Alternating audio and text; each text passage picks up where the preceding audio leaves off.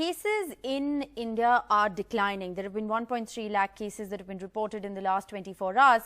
But the worrying story emerging is that the number of daily tests that are being conducted is below the target that was set by the government 2 weeks ago.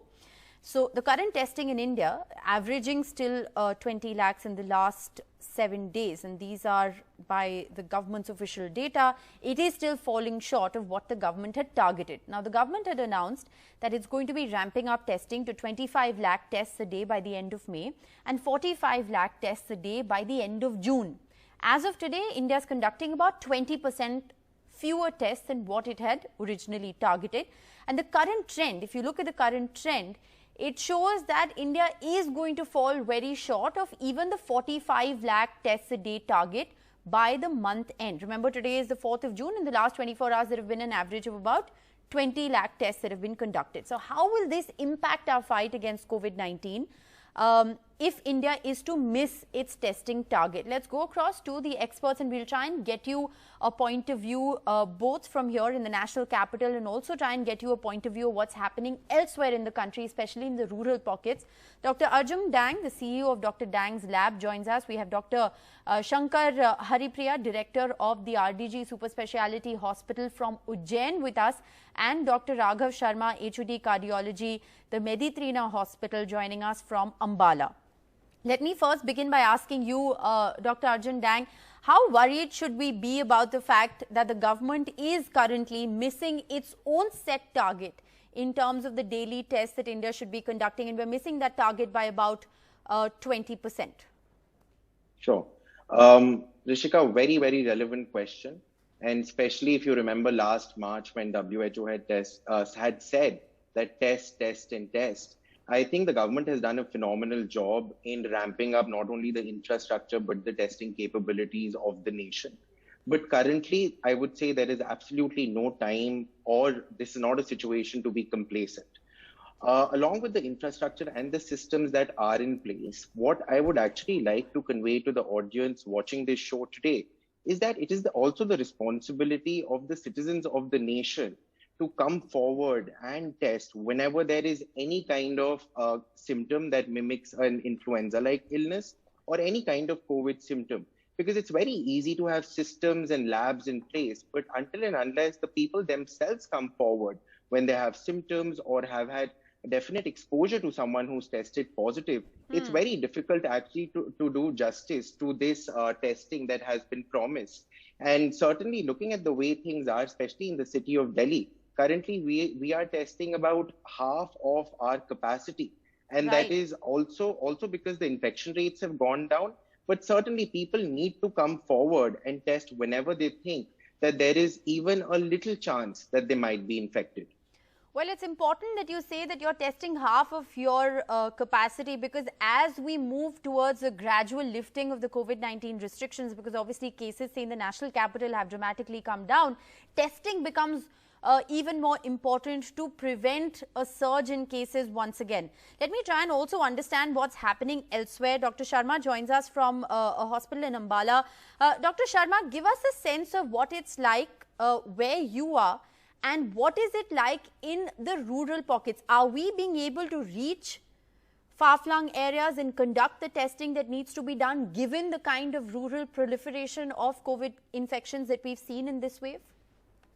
The point is, as you have rightly mentioned, though we are doing quite under testing, there are multiple reasons for that. So one of the reasons are people themselves are also scared quite a lot with this COVID-19 issue. If we come positive, whether we will be quarantined. So they need to be counseled and explained about the disease per se itself. As far as rural population is concerned, in Haryana, what we are following a project is we are giving targets to various PHCs and CHCs to do around 150 to 200 testings per day.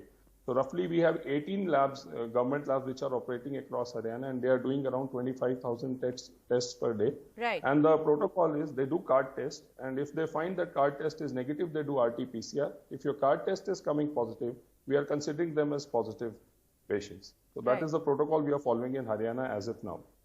But is there reluctancy? Like you said, people are scared. If they test positive, they'll be quarantined. What is the action that will be taken? Do you believe that hesitancy or, the fear of quarantine is something that is predominantly one of the reasons why there's low testing? Yes, of course, I do feel so, because see, the problem is the population which we deal with are mostly in the rural areas and very less in the urban areas.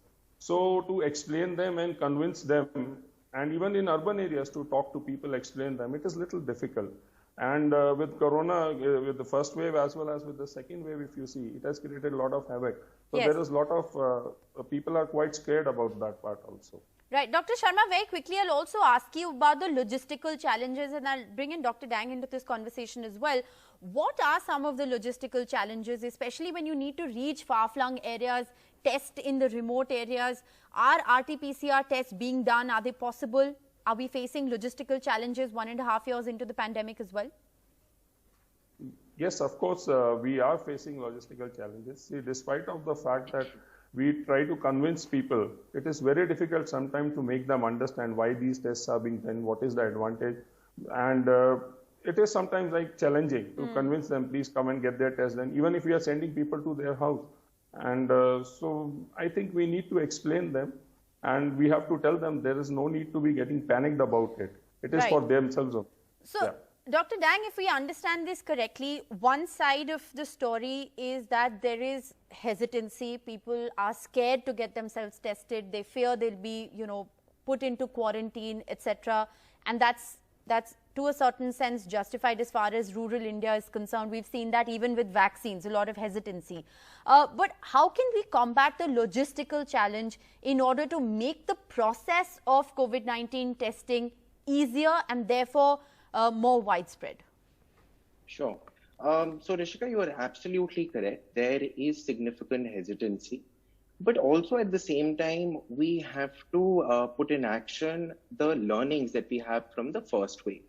Now, what exactly happened, in the second wave that we just had, what exactly happened was that labs were in place, testing was happening, but the main issue that we faced and a majority of the labs faced was the shortage of manpower.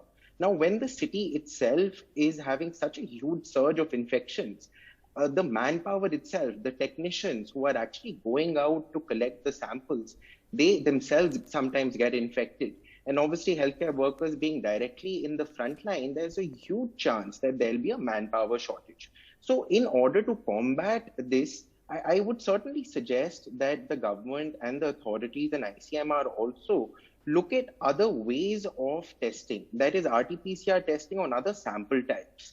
So if you are aware, there is a kit that was released by NDTV and has also been recently approved by ICMR. That is basically a saline gargle wash RT-PCR. So the patient or the person, what they have to do is that they have to gargle that saline and then submit that sample. Okay. So also the home test rapid antigen test kit that has recently been approved by ICMR clearly takes out the logistics factor, that is the technician actually having to go to the house and also use PP, etc. Right. So you can certainly get rid of all that and the sample directly comes to the lab. Now, also in the West, a lot of institutes and a lot of labs have also used saliva as a very, very effective tool of processing these RT-PCR samples. And currently, we ourselves are actually in the middle of validating a study in which we are using the sample type as saliva to actually carry out these RT-PCR tests. Right. So effective ways such as these will not only make things simpler to mitigate the effects of the next wave, Yes. if it comes around. All right, because one did see that even in the national capital, there was, paucity of availability of appointments to get yourself tested, delays in results in several labs.